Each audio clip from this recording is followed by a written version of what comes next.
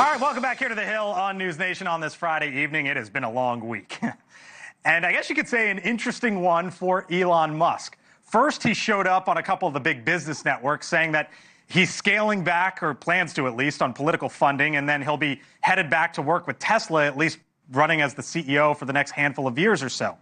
But then the next day, he showed back up at the White House for the South African president's visit, a cause that is close to him, stuff that he's been posted on social media about, the alleged genocide of white farmers in his native South Africa. Only in that meeting, Musk didn't engage. He didn't talk at all. Additionally, he found himself in one of his factories with the head of the Department of Transportation, saying that he's going to have up to 1 million self-driving robo-taxis on the streets of this country at some point here in the next 2-3 years or so.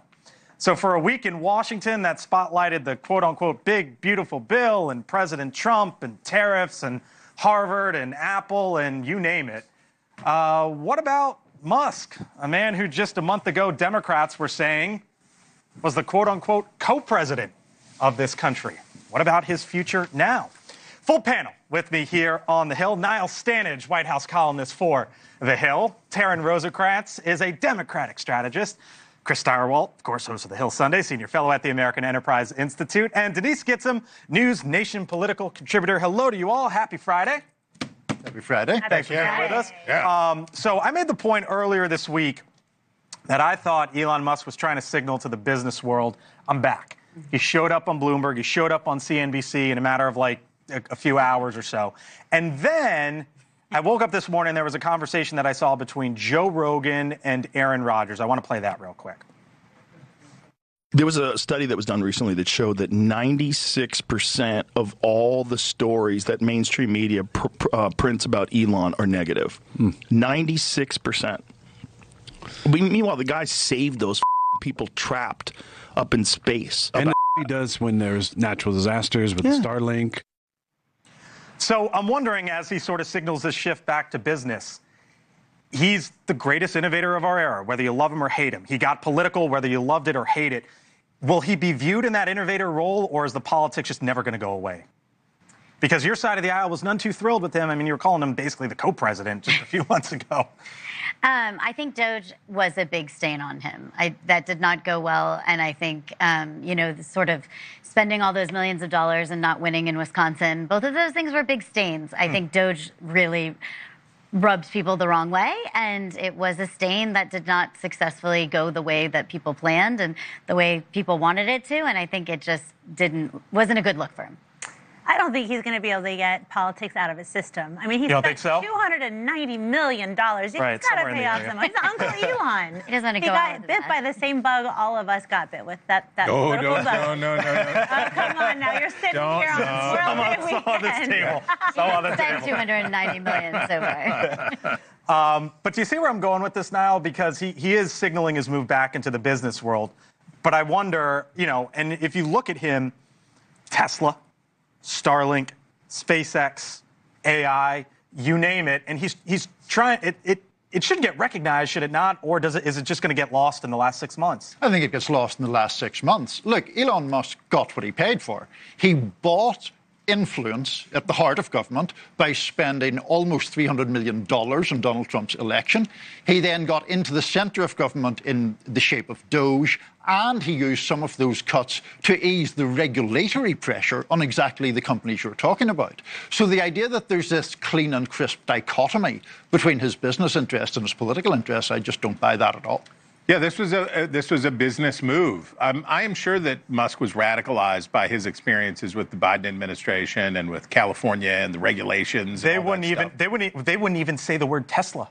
Exactly. The Biden administration. Yeah. And for the tech bro community writ large, right? So they invested heavily in the Democratic Party. They thought they were buying access with Democrats. It turned out that it didn't work, and the Democrats still brought the FTC after him, came after him, tried to break him up, did all this stuff. They gave him Lena Khan. They gave him hundreds of millions of dollars, and they got Lena Khan for their trouble. So these guys radicalized, and a bunch of them radicalized, and they're like, we're going in, we're doing MAGA, we're MAGA now. So Musk, who is, you know, has an effervescent personality, goes the farthest, and he goes the nuttiest, and he goes the chainsawest.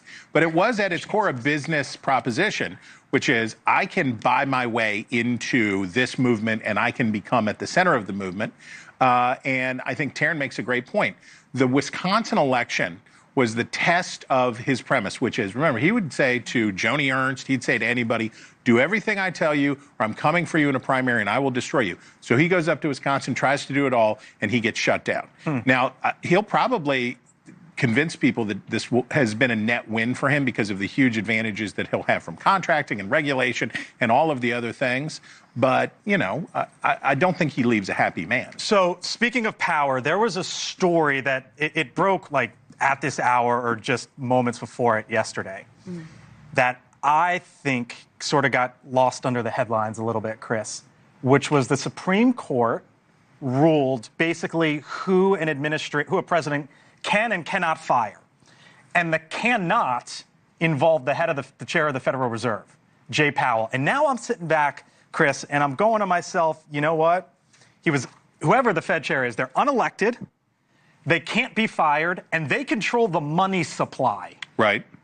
That's pretty powerful stuff, is it not? It is, but who did... And that's not a shot at Powell or whoever his successor may or may not be. So we have the Federal Reserve, we have the Federal Trade Commission, we have the Federal Communications Commission, and under a ruling, let's make it sexy, it's Friday, under a ruling called Humphrey's Executor, since the 1930s, they have been these hybrid entities that are neither constitutional fish nor fowl.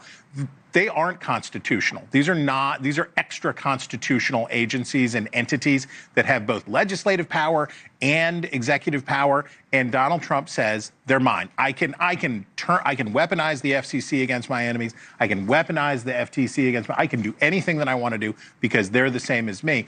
It can't be that too. It can't be this and it can't be that, and the Supreme Court's going to have to sort out what it means. All right, let's go around the table. We'll go ladies first. I'll come to you at the end, Niall. Denise, so on this concept of power, and I just brought up, I think that's a pretty darn powerful position to be in.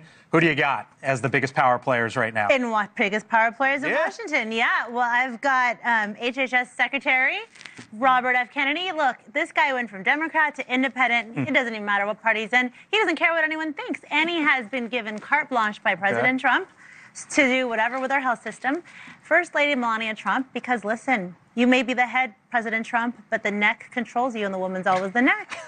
And Senator Lisa Murkowski, because no matter how many times they primary her to the right, she ends up coming back with a write-in. Okay. All right, who you got? Okay, so I got Trump because he did get his... You kind of went shock here, Taryn, a little bit. I went here... Well, here's why, and I think you'll... Well, here's why. I did, and I'm going to tell you why, because I went with a house party here. Because they had a big, beautiful bill this week, and all three of mine are surrounding that. I really did go with this big, beautiful bill, that the three of them got this bill passed, which... In reality, Hakeem, the reason I put him in there is he had a rough start to this year. And you got to think to yourself, with this rough start, like, he kind of just got himself a little bit of footing here. He held the caucus together. Right. He got them in there, and he even got a few, people to come and side with him yesterday. And so I think the house party it was. Yeah.